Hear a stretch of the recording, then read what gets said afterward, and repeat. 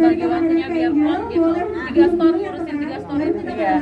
Jadi memang kalau untuk sama Manda ini selama ini sih aku yang selalu banyak nyamperin Manda, either itu ke BKT, ke lokasi syutingnya atau biasanya nungguin dia pulang gitu, baru bisa kita ngobrolin nih tentang usaha segala macam. Jadi kalau misalnya memang hari biasa, ya bisanya juga kayak lewat chat gitu atau telepon. Cuma kadang ya dia kalau udah sibuk ya udah nggak dibales lah, atau kan mungkin kadang nggak direspon sama dia kalau emang dia lagi full syuting gitu. ada kesulitan nggak artinya maksudnya nih?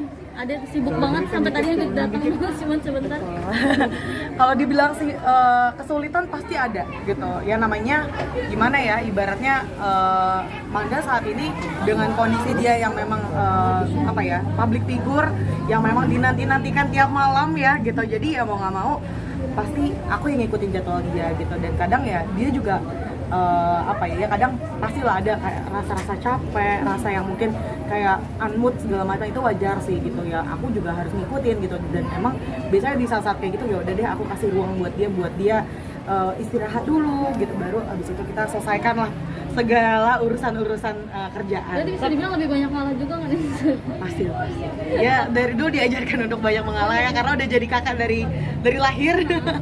Jadi waktu dari dulu emang aku banyak ngalah sih, karena ya kita tahu lah dengan kondisi Manda yang sekarang, kita nggak bisa semuanya tuh ikutin mau kita juga gitu, karena kan yang berurusan sama Manda kan bukan cuma aku, banyak pihak gitu. Jadi ya udah aku ikutin aja lah. Tapi menjaga kekompakan sama Manda sendiri seperti apa sih quality time-nya, terus mungkin sekalian sering makan bareng, itu menjaganya seperti apa sih? Nah memang hampir tiap hari kita pasti chat-chatan, pasti telepon-teleponan. Terus kalau misalnya untuk ketemu seminggu sekali atau seminggu 2 kali sering banget ketemu, atau bahkan kayak ya Manda juga suka invite aku kayak ayo dong lu nginep sini aja, kalau bisa lu pindah sini gitu ke rumahnya dia. Cuman kan aku juga punya keluarga kan gitu, jadi memang ya dia juga tahu gitu aku nggak mungkin segampang dan semudah itu untuk kayak tinggal di sana bareng sama dia. Dan pastinya kita juga sering banget nih kayak bagi badan gitu, kayak ibaratnya karena sekarang kan papaku sendirian, jadi ya mau nggak mau aku yang harus nyamperin ke papaku juga gitu. Tapi Manda tipe kalau ada yang kemudian nggak sih? Kalau dibilang kemudian sih sebenarnya enggak sih. Dia tipikal orang mungkin kalau misalnya capek banget itu pasti unmood. Ya wajar sih, kita juga pasti kayak gitu, kita manusia kan pasti ada batasnya kan. Jadi sebetulnya kalau dibilang dia kemudian enggak sih, karena dia makin kesini kan makin dewasa ya. Jadi semakin dewasa, jadi semakin bisa diajak kerja sama. Tapi Kanja sendiri kan sebagai kakak tertua gitu ya, apalagi mohon maaf kak, mami udah nggak ada gitu. Jadi saat itu juga masih jadi mami juga dengan sosok mami juga untuk Manda. Itu pasti sih benar, karena memang mengganti ibaratnya, karena setelah 1 tahun ini kan mami udah nggak ada, jadi mau nggak mau ya aku ya mau jadi sosok yang mungkin Manda kehilangan mami nih gitu kan. Jadi ya mau nggak mau aku yang harus berperan untuk sebagai penggantinya mami gitu. Dan ya mungkin sampai nanti Manda udah dewasa, udah punya keluarga sih, pasti aku pun akan yang berperan jadi seorang orang yang lebih dewasa, orang yang lebih tua daripada dia gitu. Tapi soal kabar dia punya pacar lagi nih, kayak itu tahu sendiri di provinsi manakah, ada dia ada cerita yang soal pacar ya, suami orang mana gitu, atau signifikan dari pasangan dia, pernah cerita? Dia belum ada cerita kayak gitu sih. Ya pasti aku cuma tahu ya udah yang penting dia anak Tuhan, itu aja. Karena memang dari awal aku cuma minta sama Manda dengerin apa kata mami gitu. Jadi itu aja sih, kayak aku nggak muluk-muluk, kita sekeluarga nggak muluk-muluk. Yang pasti kalau dia anak Tuhan ya pasti dia bertanggung jawab lah sama Manda sama keluarganya. berarti memang ini seiman ya kak? Harus gitu. Sosok pacar Manda yang sekarang yang kemarin di posisi kira-kira kayak gitu?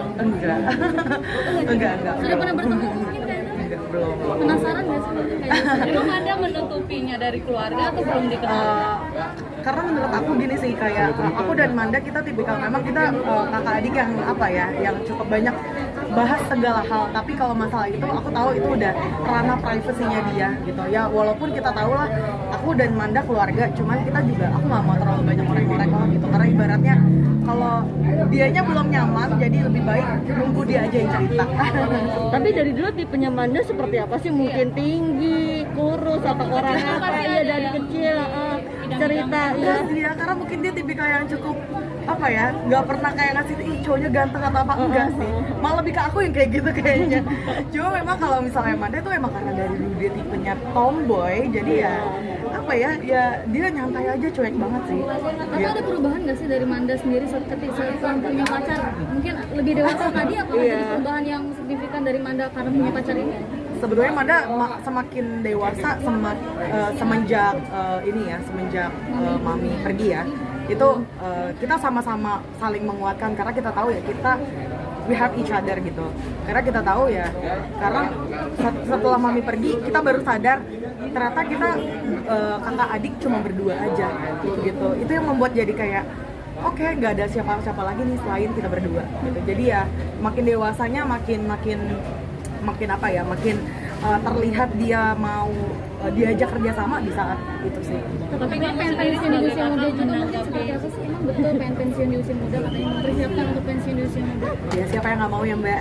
Aku juga mau gitu, cuman ya memang pasti kita punya goals lah gitu masing-masing. Manda juga punya goals dan memang ya kita tahu Manda goalsnya tuh emang kalau dia mau AA gitu. Jadi sampai sekarang kita masih meniti sih untuk sampai ke goalsnya kita masing-masing. Tapi kenapa memang pensiun di usia muda sih? Apa memang ada keluhan capek gitu dengan syuting yang kita tahu waktunya tersita banget ya gitu?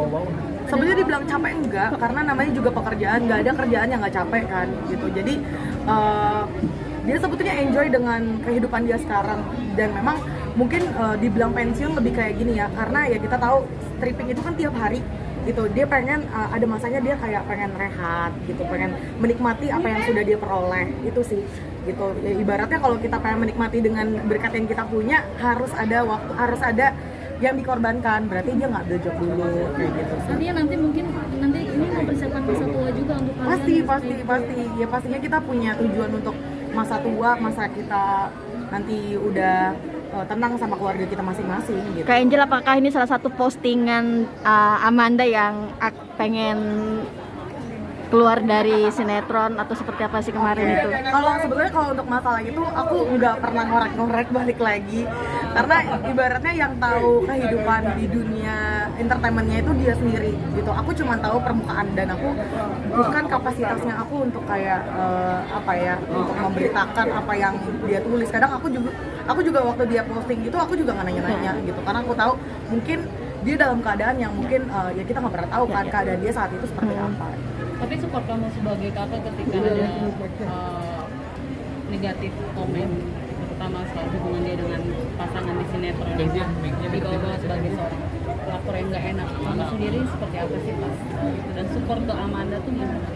Kalau dari aku sih belajar ya, maksudnya kalau kita udah ada di dunia entertainment, apalagi bukan aku ya yang di dunia entertainment, ibaratnya keluarga aku yang ada di dunia entertainment, aku harus siap gitu dengan segala kondisi, dengan pro kontra yang akan terjadi di depannya. Jadi mau nggak mau ya aku harus lebih banyak diam sih lebih tepatnya, karena ibaratnya segala statement yang aku kasih itu akan jadi bumerang buat diri aku sendiri, bahkan ke keluargaku, bahkan ke adik aku sendiri.